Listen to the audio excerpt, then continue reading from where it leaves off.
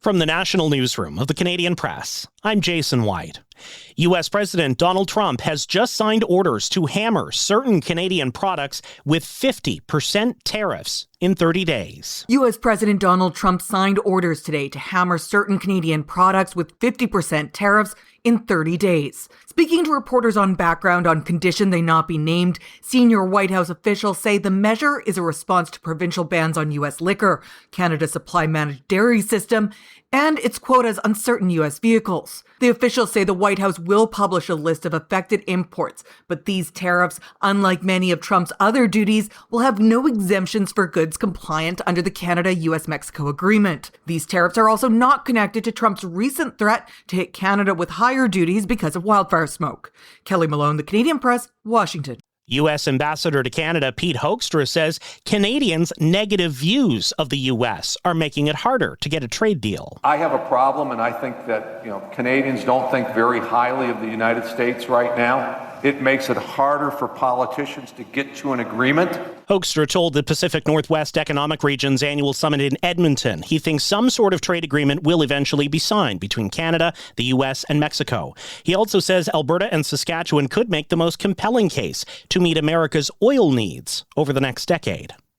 Foreign Affairs Minister Anita Anand says Canada is doing foreign policy differently, reviving relationships with a focus on trade deals. She says she's made it clear to the country's diplomats Canada wants to expand business in more countries. This is their work, to engage with business in Canada to the extent that those businesses want to invest in the countries that they are resident in. This week, Anand became the first Canadian Foreign Affairs Minister to visit Pakistan in 19 years. She also has plans to visit Benin, Morocco, and Kazakhstan. A BC mayor says his town's fate hinges on what the wind does to a nearby out-of-control wildfire. Kimberley, BC's 8,000 residents are on evacuation alert as firefighters try to prevent the flames reaching the town. The fire near Kimberley is one of more than 900 wildfires blazing across the country.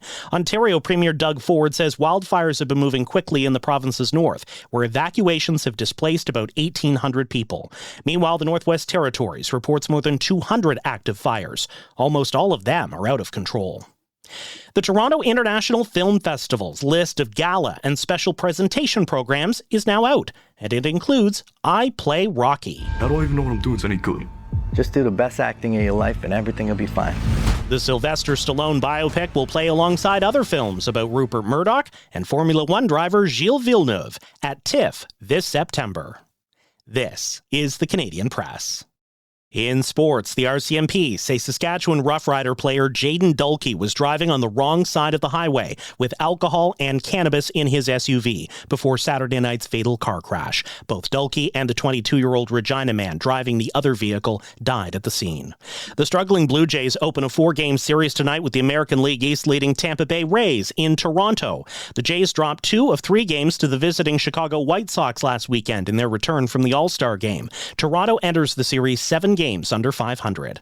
Hockey Canada has announced its coaching staff for the 2027 World Juniors. Major junior head coaches Drew Bannister, Brad Lauer, Jim Hulton, and Ryan Getzlaff are joining head coach Misha Donskov's staff as assistants.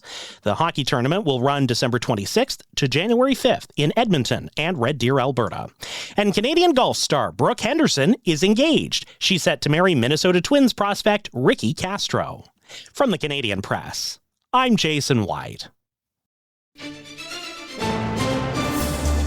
Thanks for listening. Don't forget to follow and subscribe.